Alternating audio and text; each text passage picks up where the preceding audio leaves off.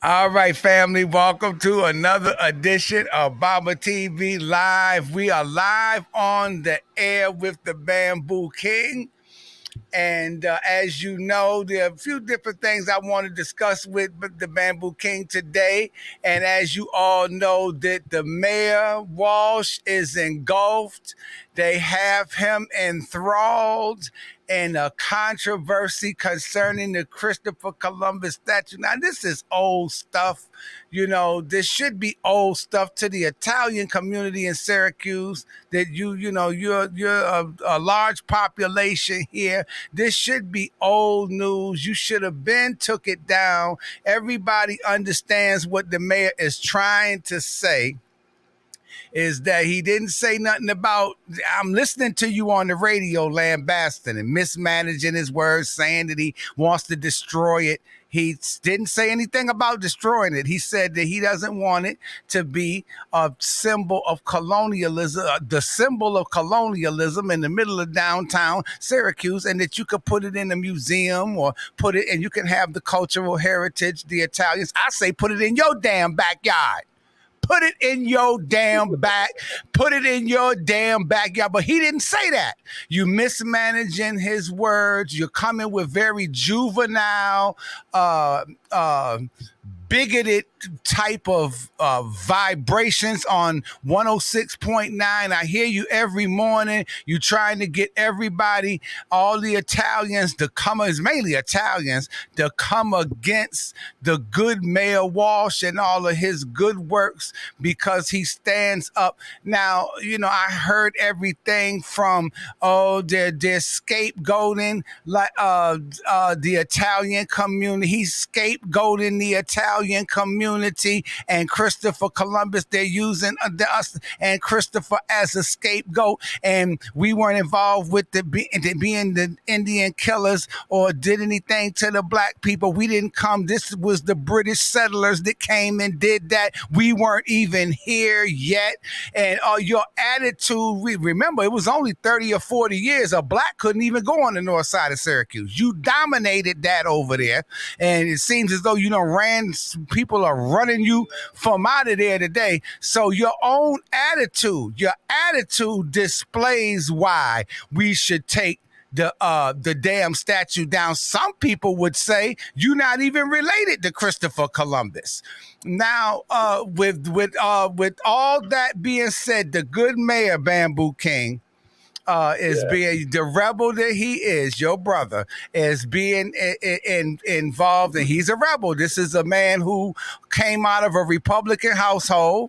His grandfather was the mayor of Syracuse, and his father was an state assemblyman representing upstate New York. And they even had the nerve to bring his parents into, well, the father, he embraced the statue. He wanted us to continue putting the wreath on the statue, and his grandfather did this for us. And he seems like he's backed himself in a corner with these protesters. He took a knee with the football player, and ever since then he's just plumb out of his mind. He's going against his own. He's going against his own people. That's his problem. Oh, they're going crazy. It's mainly the Italian people. He only has a few. That's a lie. He got more than a few protesters. He has more than a few protesters. The Bamboo King, we're not going to keep him long, but I just would like him, if you could go in light of what you're hearing now, a little bit of the history of Christopher Columbus and the arrogance of what you seem to be hearing from the Italian community attacking the good Mayor Walsh. Go ahead, brother. All right. Well, thank you. I appreciate that, Baba. Appreciate love you bringing me on into the cipher. Yeah, I mean, really, it's nothing new.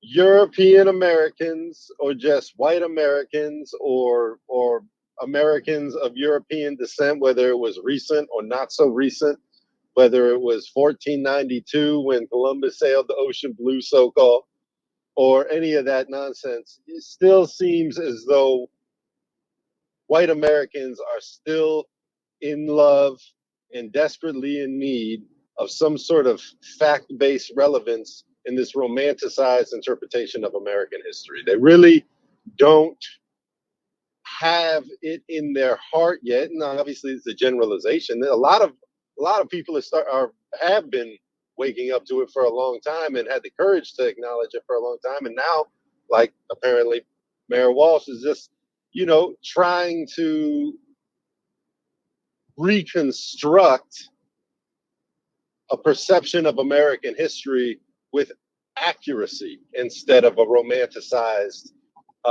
comedy of what was the tales of Cristobal Colon, that's the actual Christopher Columbus. And, there's a lot of stories one has heard, but what keeps coming up is his inhumanity and his perverse sexual aggression towards children and indigenous people, and taking what was it? I believe it was 34 or maybe it was 37 slaves of indigenous people that he came into contact with when he first came to America, which he wouldn't have found, by the way. A lot of people say he got lost looking for India and came up in the Americas thinking he done found India. That's why indigenous Native Americans or indigenous Turtle Islanders or all the different united tribes of Turtle Island, as it were. We call it America or America for Americo Vespucci, yet another, pirate amongst the seven seas.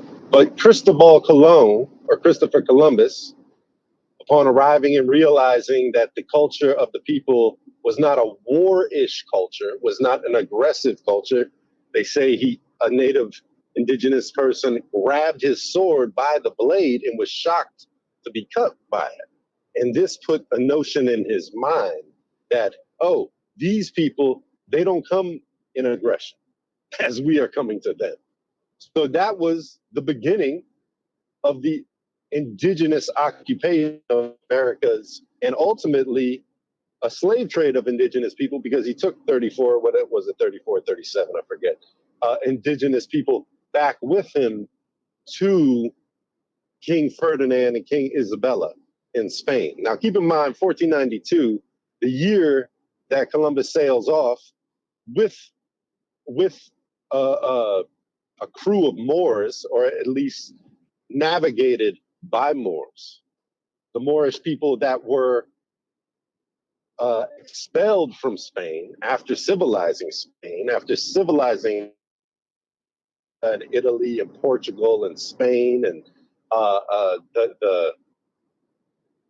the specific, and you can take the Moorish civilization of Europe all the way back to the Grimaldis, and really, I mean, that's the indigenous population of Europeans. But like, once Europeans were in Europe or England or Northern England or Ireland or North Ireland or Scotland, you're dealing with the European inheritors of Moorish science, or the European inheritors of Kemetic science, because, basically from Scotland all the way down into England, culturally was civilized and spiritually civilized, creating the Druids and the Welsh historical call paganism, or they would call pagan European paganism. But really, all of this was established by Moors. All of this was established by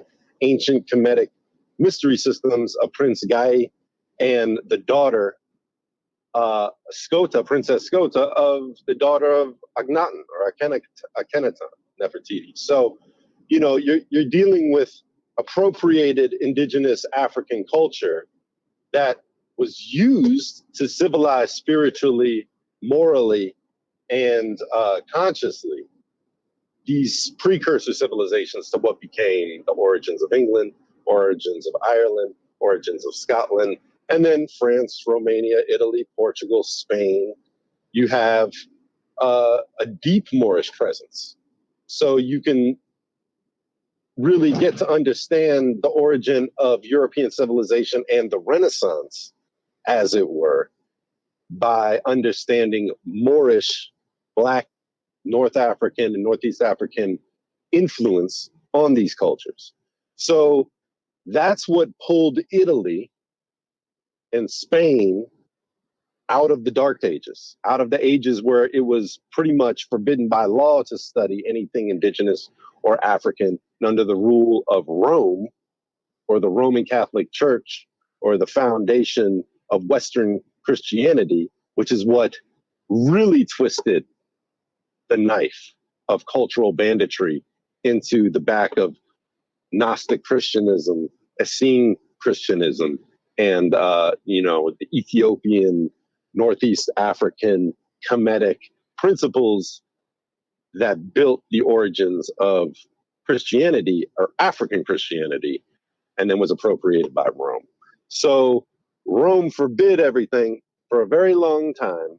And then the Moors came in around 711, 710, 711 in different areas within Europe to colonize morally and ethically and consciously the repugnant civilizations, if you can't even really call them civilizations, but the warring feudalism that was taking place by different pagan or pre-pagan Germanic tribes, and civilizing these people, as well as influence of the Turks, as well as influence of the Phoenician Turks and the Franco-Turks that were the ones who actually infiltrated Islam and became the precursor of what we call the Arab.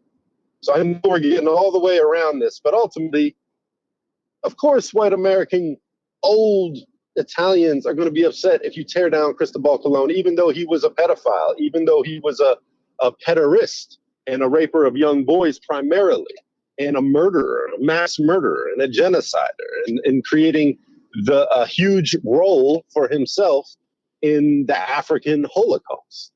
And, as well as the indigenous Turtle Island, or what I like to call, some people say I'm Mexim, some people say I'm Mexim ain't accurate.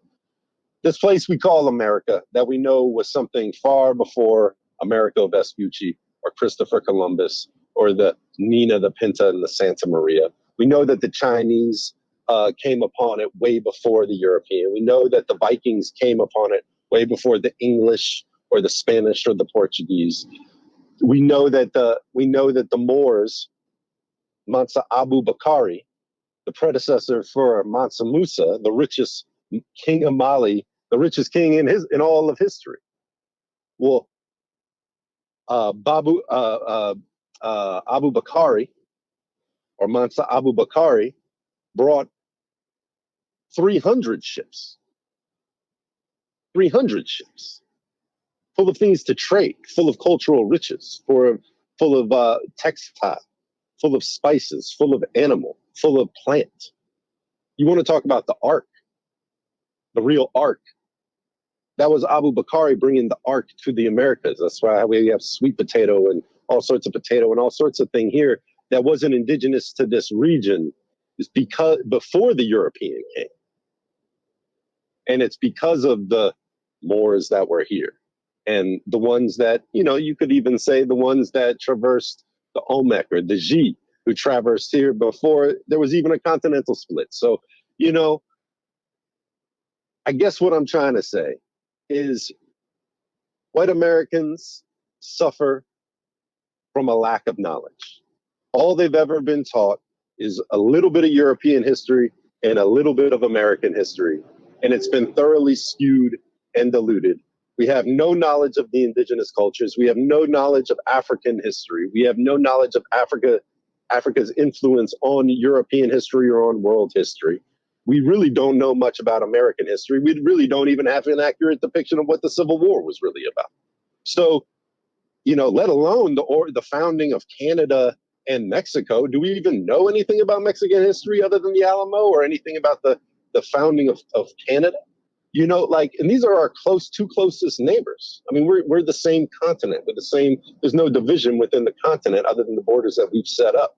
So when you see white people particularly white males, but but white people in general, any age at this point, because they haven't redeemed. Most of them haven't redeemed their education, because you have to be willing to volunteer to learn something about the nation in which you came in, the culture in which you came up in, outside of the own romanticized, rose-colored glasses version and interpretation of said history. So, we don't really have the time to go into a lot of the specifics about Christopher Columbus, other than he was a slave trader, other than he was a pirate, other than the only reason he was able to get around or even had any conception. You got white Americans that think the earth is flat right now. Well, so did Christopher Columbus. No wonder they don't want his statue to be removed. Just like they don't want their nouveau conception that we don't live on a celestial sphere. And I know there's a lot of misinformation you've been fed from NASA and the government, and there's no reason to trust any of these people who have lied just about everything to you, But like, no reason to really backtrack and really backstep and just really just fall ass over tea kettle, as my dad used to say, and not know which way is up, and be further away from education. I've never seen a problem in the world that less education was the solution, less knowledge was the solution. We need to have a better education about America. It's failed everyone who it's ever been taught to up until this very point. And now a lot of white Americans, even young ones, are trying to twist and turn it around and dance around and say that it's Black people, it's Black historians, it's Black theologians that are getting it all wrong and trying to romanticize the world up to embellish and glorify and romanticize world history, religious history, scholarship, or any of this, when we know that is just a falsity. We know that that's wrong. We know that that's inaccurate. And we know that, backstepping and backtracking and buck dancing and going all the way backwards, rewinding to a time when we didn't have any knowledge about Christopher Columbus other than the little song we learned in elementary school, 1492, Columbus sailed the ocean blue, learning about the Nina, the Pinta, and the Santa Maria. We don't know about nothing else. We don't know how many different kinds of people were here. We don't know about all the different migrations, the Polynesian migrations, the Melanesian migrations, the Negritos, what they would call the Negro race, or the Moorish migrations that existed here before the split, as well as the ones that came over by boat, well before they taught the Europeans how to build one. And then learning about the Bering Strait and how Chinese or the Xi, or the indigenous Black melanated Asians of China, and even more contemporary China in the Bering Strait, as well as the Negritos, the indigenous haplotype of what's it called? The Aboriginals out of Australia. And you can find them in New Caledonia and Australia and a lot of the South Polynesian islands down there, Fijians and the Samoans and all of the deep indigenous pre-Polynesian indigenous haplotypes down there that are descendants of the same genotype as the Aboriginals. That's what they call them. They call them the Abos, Aboriginals in Australia. Aboriginal is a European term used to give to indigenous people because it sounds abnormal. Like, it's not the original people. They could just say the original people. No, they say aboriginal to make it seem abstract and different. And somehow these people that existed here who have the oldest genetics that we can code in history on the planet still, doesn't mean they were the first people on the planet. Doesn't mean they were the Twa or the precursor to the pygmy, but it's the people that are still alive, that we're in contact with, that we can find, that we can test their blood and test their genetics and test their genome, and they're indigenous, melanated people. And what really makes America unique is that it was a melting pot for indigenous people before the European ever found it, before the Chinese ever came here. By boat, I'm talking about. I'm not talking about ancient G migrations coming into the northwest of what they call the continental United States.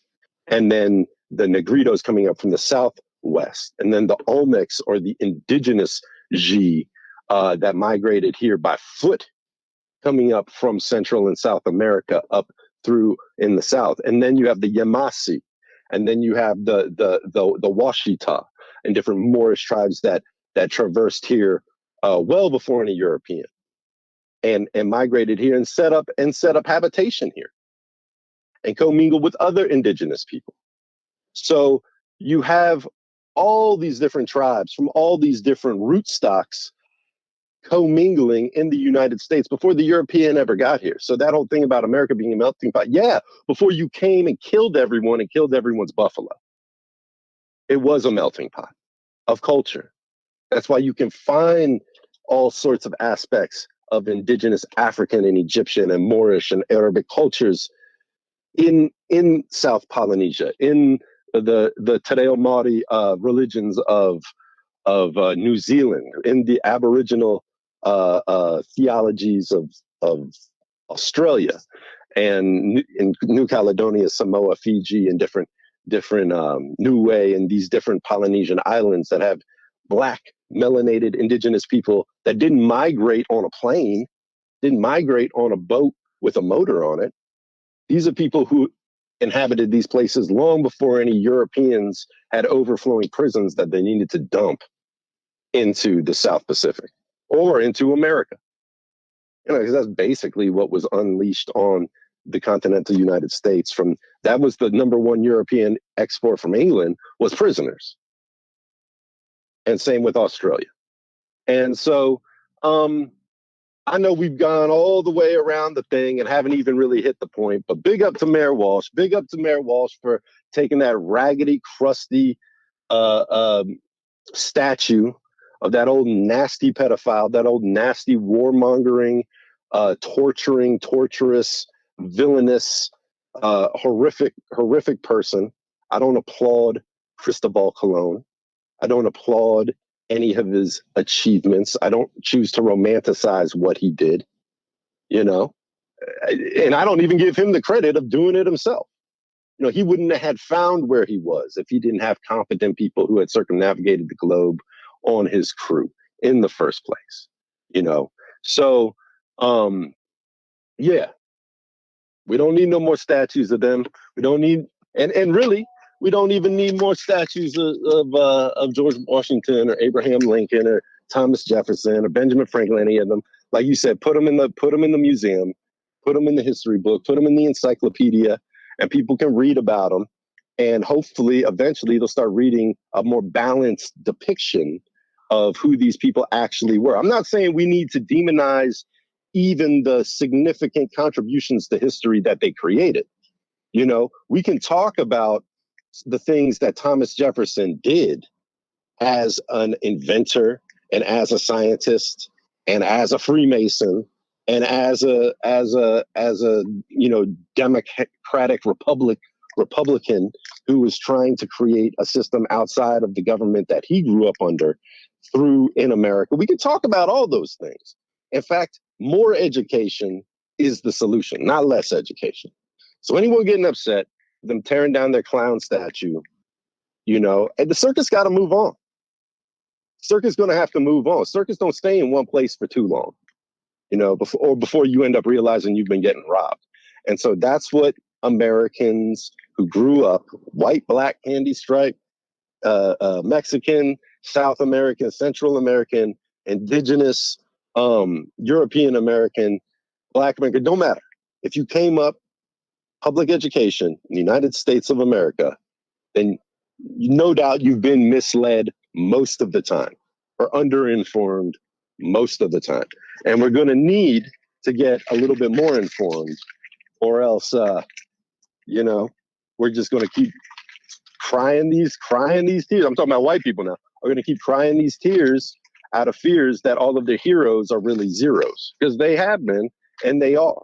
And to this very day, I mean, most of the people worship are celebrities and movie stars and musicians and things like that. And I'm not saying these people aren't impressive and deserve some sort of merit for their accomplishments and their disciplines and their art and their sacrifice, for sure. But like, a lot of these industries are perched up on some real devious, backwards type of ideology to get you ahead and to cement yourself in a position of benefit in these industries. And you got to sell quite a significant part of your soul in order to get a little bit of control. And it's not control over your own life. So yeah, brother. So I don't know. I think it's a good thing they tearing down that Christopher Columbus statue. They need to go ahead and tear down the rest of them. I don't know what kind of modern cultural heroes they're going to put up there. I know they're probably going to just start putting musicians up there. They put a, you know, thing of Prince up there, or Well, the thing is, they're throwing curveballs now, saying, "Well, it's trying to stay away from the historical part. They don't want to hear that. What you say, well, so the curveball now is that, well, it's a all Italians contributed so much to the building and erection of the statue that so now all of that frustration and gearing people toward that argument rather than the bigger picture that you just talked about. I mean, Piero, if you're listening, who's an old Italian here and a part of the Monument Association, who's fighting Brother Mayor Ben Walsh in court. If you're listening, you had the nerve. And I forget the gentleman's name. They even went and got him, who's an Italian, who heads the jazz festival here every year.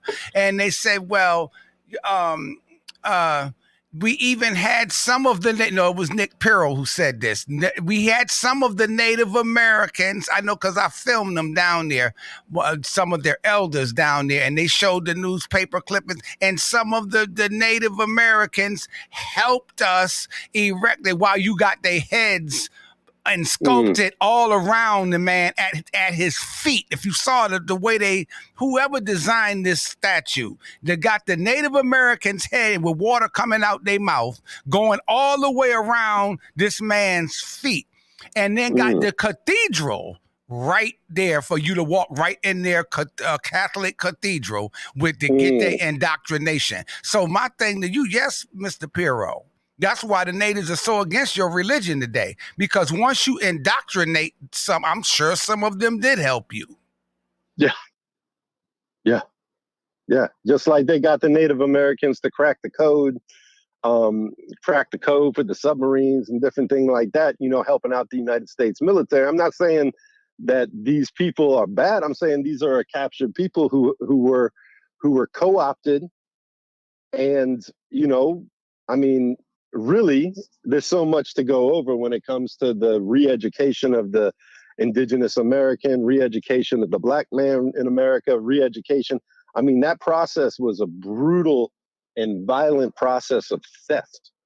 And of course, over time, you're going to have people who have Stockholm Syndrome and sympathize with the oppressor and sympathize with that flag they've been given, American flag they've been given to praise, and white Christ they've been given to praise. I mean, you strip an indigenous person down to those fundamentals and replace it with all of that. Of course, they're gonna try to get that bucket of water to put out the fire when it's Mass's house is on fire. So, that's what they're going to do. And we're not shaming them for that. It's a shame that it came to that, but we're not shaming them for that because we acknowledge from whence it came and from whence it came. And now this is why I think it's important for white people in 2023 to have the courage to acknowledge how contrived the interpretation of American history, world history, African history, European history has all been for so long. And now in the modern era, you could say over the last 10, 15 years, it's been gradually getting more open to critique of the true balance of, the activities of the European founders of the Confederacy, founders of the Union, founders of the United States Constitution, founders of American democracy, the American Republic, and all of this. Like, we need to be able to acknowledge everything. And it doesn't mean, I mean, we do need to rebuild America. If America is going to be great, it's not going to be again. It's going to be built great for the first time ever in history, because so much went into depreciating the true value of what America could have been on the journey that we can't go and undo. We can't fix history, but we can change it. We can change the course of history today. And it's not going to be, it's not going to be in a convenient way, because it's going to involve everyone. It's going to involve everyone who's been led astray: white people, Native American people, Asian American people, African American people, Mexican, so-called Mexican. It's going to involve everyone demolishing the construct in their mind of what America has been and what America is, in order for us to be able to reevaluate, all right, what are the steps we need to take to make it a better place? Because is it a possibility that America can be great? You can take all these people with all these different skill sets and all these different avenues of pursuits of industrious activity and all of this stuff. We need to have a melting pot of America, not a plot, which is what it has been. Not a plot, but a pot that we can all throw our stone soup contributions of skill sets into, to basically save the people that are semi-awake or on the way to waking up from the Nazi, fascist, white, not conservative, white, materialistic, corporatist agendas that rule the United States of America. And it's not just all Americans. It's Germans, it's Bavarians, it's French, it's a sort of a UN or a UN of corrupt corporate greed that rules America and rules everyone who's suckling at the teat of America. So if you're surviving in America off of this paper money, then you're part of the problem. I'm part of the problem. We're all part of the problem. And the only way that there's going to be a great America for the first time is by us withdrawing our support from the United Snakes of America and the corporatist overlords that control it, that you could fit the tips of the pyramid, you could fit in a single room somewhere. But then we are the foundation. We're the base on which all of this is built on. And what we learn in our schools, what we learn in education, are not true broad history. We learn about we're lucky if we learn about 30% of the useful skills that would benefit us in the great America that could be. And we need to learn some very, very basic stuff. We need to learn skill sets of how to clean your house, home economics, except for real, how to cook, how to clean, things that we call womanly duties or motherly duties, how to take care of yourself, how to be respectful, how to not be rude and think that the world owes you something. These are basic things that a lot of people say, oh, well, that's what they've been trying to teach in schools, but, well, it's not working. Why is it not working? Because ultimately what we're learning is how to be a peg in the light bright of Babylon, how to be a peg and a useful idiot to make enough money to spend on stuff that we don't really need, to distract us from how empty the true essence of our life has become by trying to run down the American dream. We're too busy trying to run down the American dream and have the flashy car and have the thing, or at least go into irreparable debt, feigning as though we own all these things. So it's somehow a measure of us as a person in America, but that's not what's important. We need to learn how to process water in a way that's clean, not the way the government finds acceptable for us. Putting tons of chlorine and chloride and fluoride and fluorine and all sorts of nasty heavy metals in it anyway, and nasty pathogens in it anyway. And the tubes that are pumping it to and from the cleaning facilities are, getting a D- and falling apart and full of lead and all these other things anyway. So we're going to have to learn how to process our own water, secure our own water, grow our own food. If we're dependent on the Safeway, dependent on the giant or the whole one world market, Whole Foods market, whatever kind of thing you want to call it, if we're dependent on that, then we're not free. It don't matter whether you're white or black. It don't matter how many books on John Henrik Clarke you read. Doesn't matter if you read Amos Wilson's Blueprint to Black Power front to back. If we don't have a network of black businesses, and I'm not just talking about businesses to make money, I'm talking about businesses to keep people alive. I'm talking about businesses armed with engineers and people with industrial skills so that we can build the schools and run them and light them and plumb them. I'm talking about everything that the Babylon has at its disposal to create a prison complex of a civilization. That's what we have. We have a prison complex guised as a civilization that indigenous people should aspire to be a part of and to integrate into and to achieve and excel at. And if you're gaining knowledge from those degrees, if you're going to school, keep going to school. Learn everything you can from that school that's going to be useful, whether it's computer skills, whether it's practical trade skills, trade schools. I mean,